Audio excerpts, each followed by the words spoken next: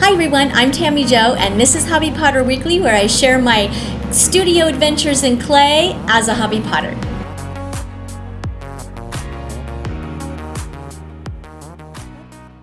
This has been a crazy busy week getting ready for the Artist Open Studio Tour that'll be here this week, and I have 5 days to get everything ready. I'm so busy, but I got some glazing in. I had to do some cleaning. My son is out there building a shelf for me right now. I need to do the yard. I need to go inside because that's where we're going to have our gallery pieces. The most important thing I want to share with you is the paper clay texture technique to make designs on bisque. Now, I say it as if it's already some kind of technique. I don't know, I've never seen it before, but I heard it fixes cracks. I want to know if I can rescue a very boring piece of bisque with some texture.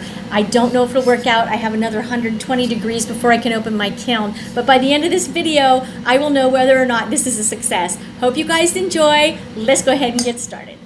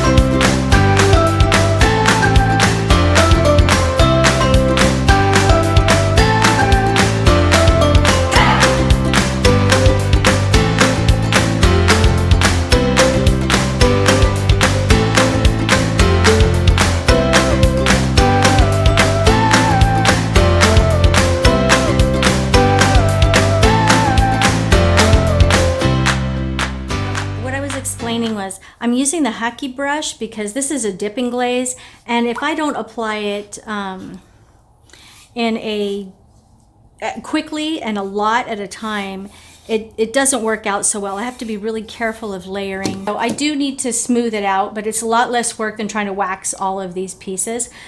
That's just how I decided to do these, but we'll just have to see how they turn out. Hopefully I got it thick enough. I feel like I did, and we'll just have to see.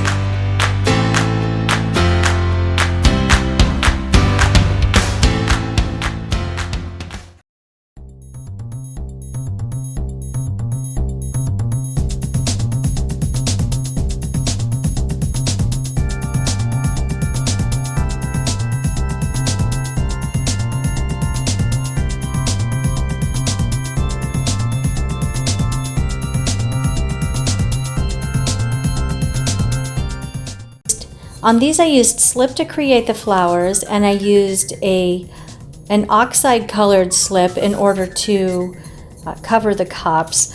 Bisque fired them, and now I'm going to fill in these grooves.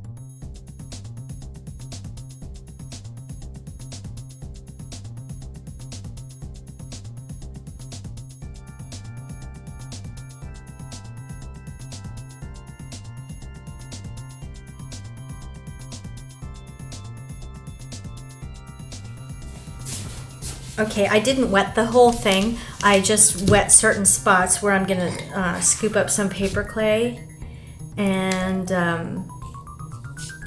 just kind of just add texture.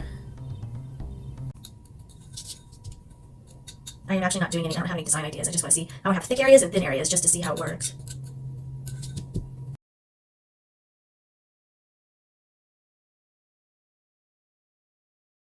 Wow, it's already drying. It's absorbing it, thankfully.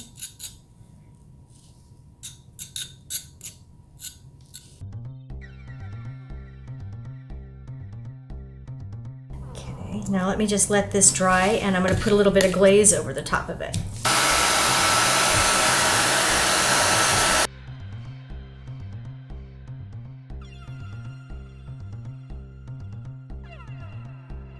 Do right now is I'm going to add the colors, just kind of expressively. That's 1 hour.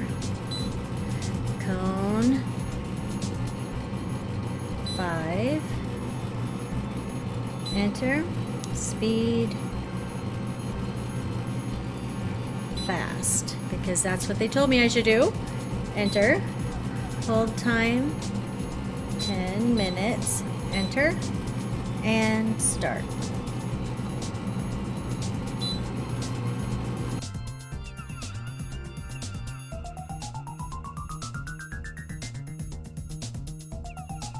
Okay, it's that time. Here we go. Ready?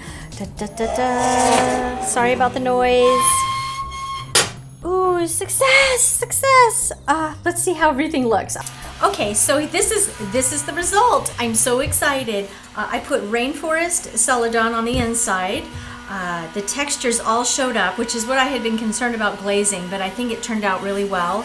I have to get this off of here. I used black underglaze to accentuate any of the texturing on the alternate side, left it raw.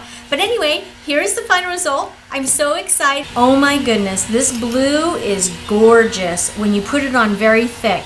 And this one I thought, oh, I had it too thick, but in truth, that's what makes it blue. So this one was a little thinner, and I thought this one was correct, but actually this one is, if you want to get that really deep, intense blue. This is the result of the slab dishes. I'll put a link below on how you can actually make these. A little word of advice. What happened with this one, see how it's sunk in?